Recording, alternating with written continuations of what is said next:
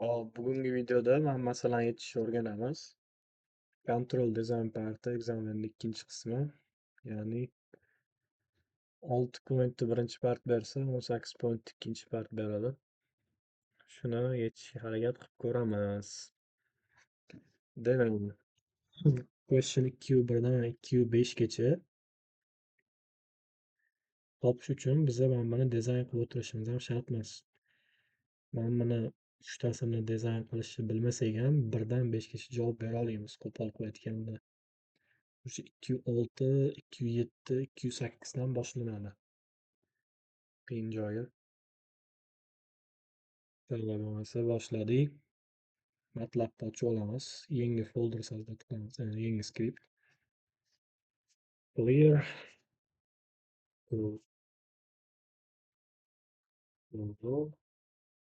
TLC. Обязательно yozib olish kerak. Set transfer function degani. Keyin bizani transfer functionimizni yozib olamiz. Bu bizada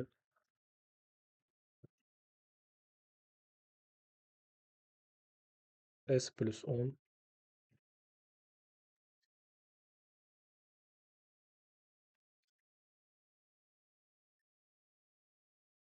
s cube plus 2s kvadrat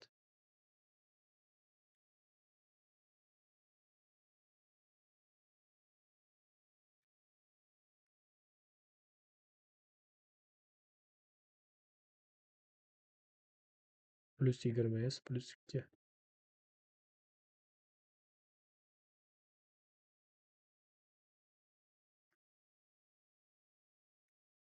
Endi sekin bir boshdan savollarga javob berib ketaveramiz. Birinchi savolga javob: is a considered plane stable? Buni topish uchun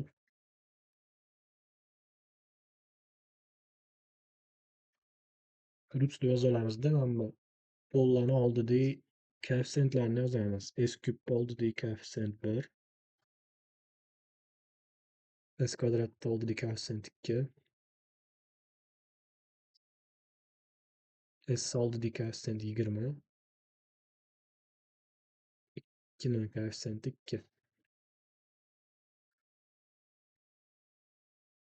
Ctrl Enter bosamiz.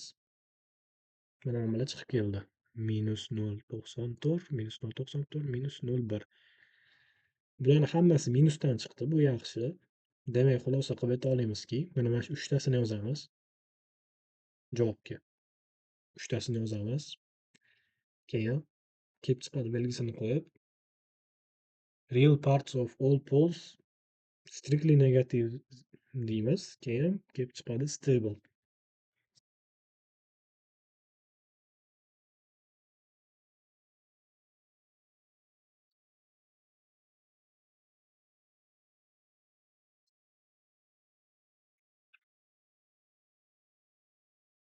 Endi ikkinchi partiga javob berish uchun uni yozib ko'rish kerak. Mana bu formuladan chiqadi.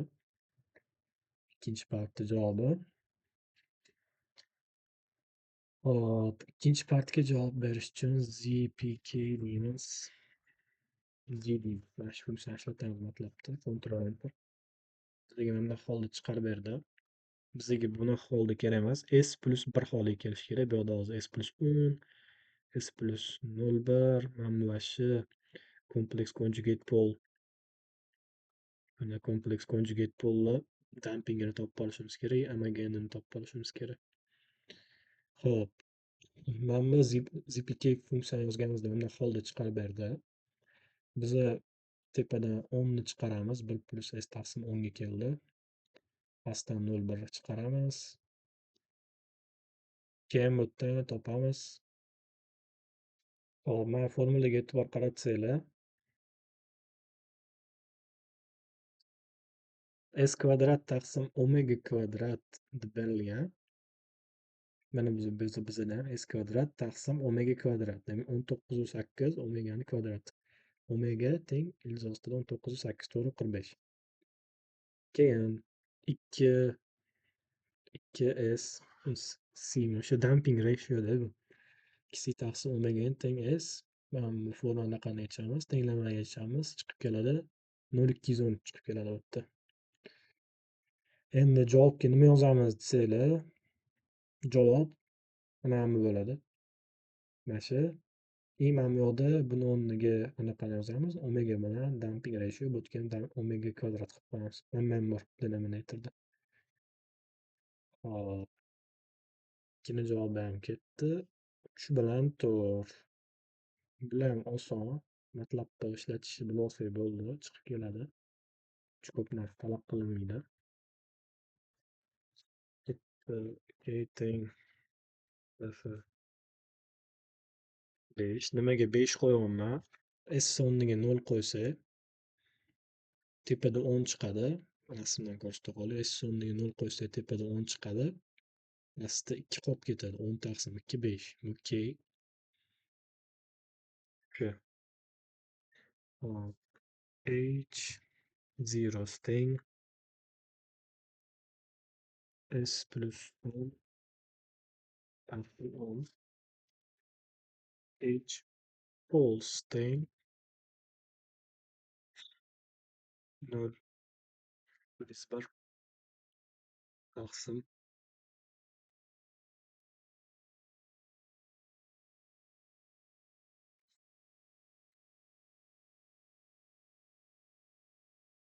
H complex conjugate form teng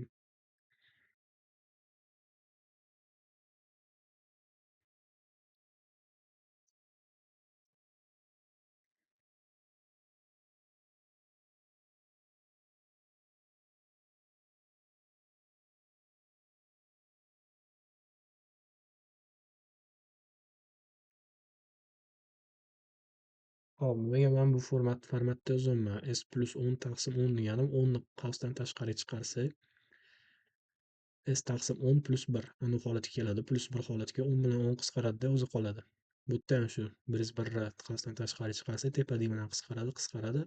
19 u 1 qavsdan tashqariga chiqarsak, bu bilan qisqaradi. Shu qisqarib ketish uchun osonroq yozib olishimiz uchun qavsdan tashqariga chiqarman. Ketdim. Hozir bittada ikkitasini javobi chiqib keladi. Sizlarga ko'rsataman.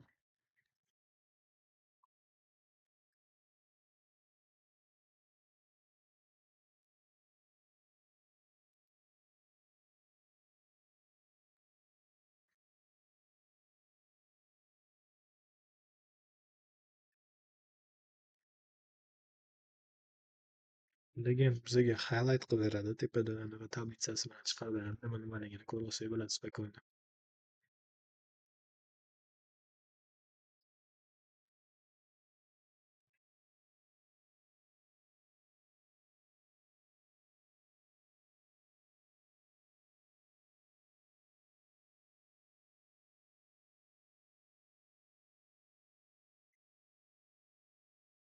Ctrl Enter bosamiz.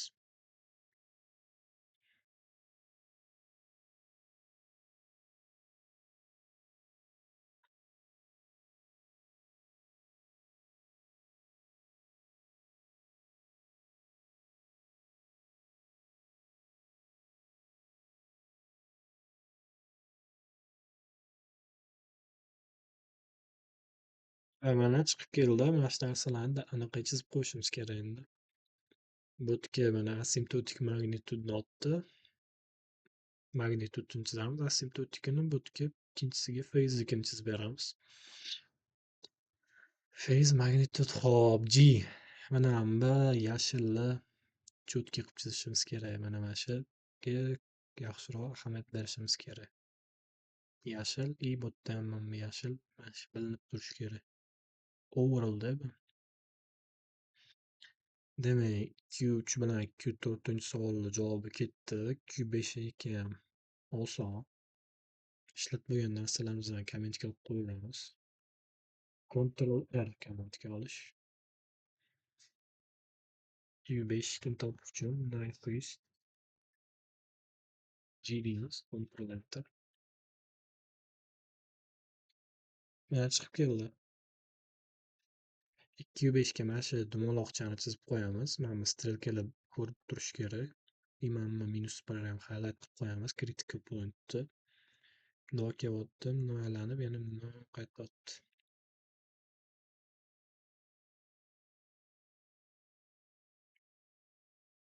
Hop, 6-savol. Translate the control requirements dotdi. Bu yerda o'zimizni tilda mana shuni paraphrase qilib ko'chirib qo'yishimiz kerakda. Phase margin of at least 20 degrees degani -180 gradusda 20 ga qochib turishi kerakda. -160 dan pastroq, -159, 157 lar bo'lishi kerak. O'shani to'g'irlab yozib qo'yishimiz kerak edi. Mana bu Q7 dan уже boshlanadi qiyin joyi. Q7 ni topishimiz uchun biza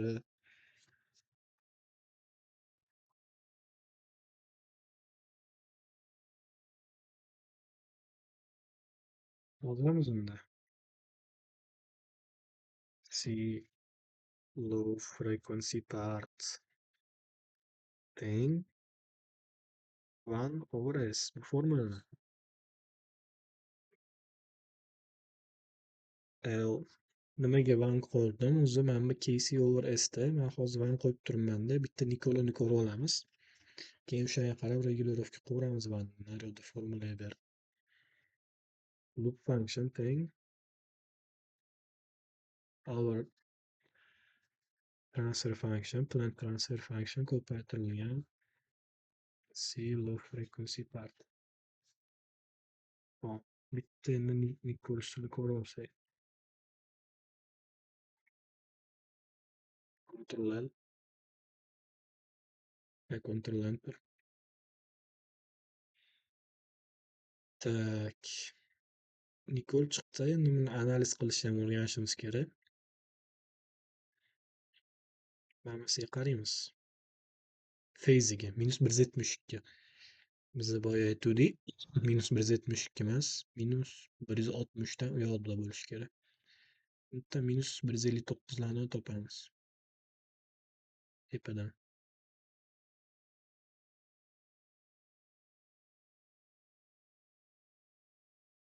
-159. 0,263 ekan. Tushunishingiz uchun mana bu narsa kelishi kerak. No aylanib. Mana bu yerdan yurish kerak emasda.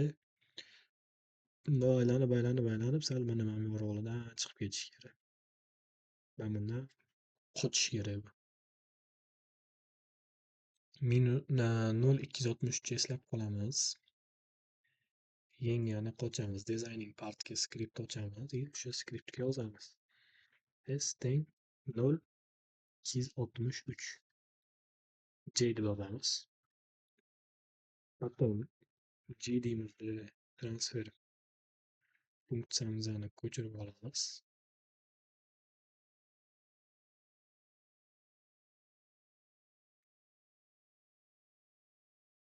Keyin Kc teng 1 over absolute value of transfer function. Ben formuladan chiqib kelgan.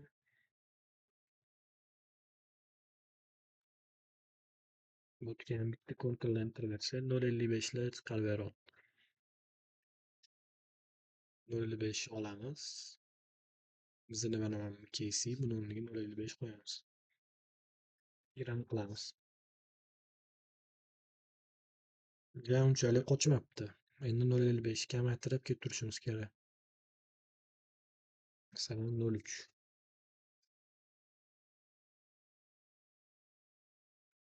Qochdi. 166. Bizga 159 lar kerak, 160 lar ham bo'lsa bo'laveradi.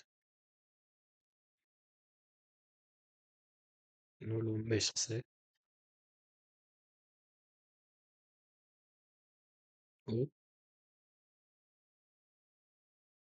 Ha, 159 ga kakras tushimiz o'zi. Mana qochdi-da bu narsa. No keldi.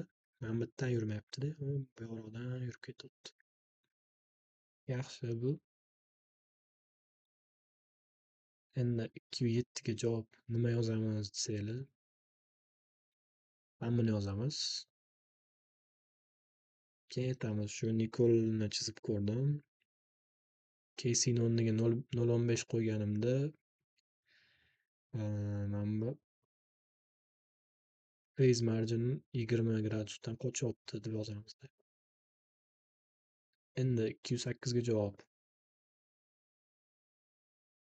Endi 208 ga javob mana qo'yish. Bizada closed loop anaqani so'rabdi, closed system so'rabdi. Shuning uchun ham L over 1 plus L bo'lyapti-da. Mana shunday ustun chizishimiz kerak biza. Ctrl Enter. Mana bu endi closed loop sistemniki. Bu birinchi chizganimiz 205 ga javob edi. Hozir chizganimiz уже 208 ga. Buga уже kontroller qo'shganimiz. O'shandan keyin mana shu casing valuesi o'zgargandan keyin narxi ham o'zgarib ketyapti. No chizib, strelkalarni qo'yib -1 belgilab olamiz.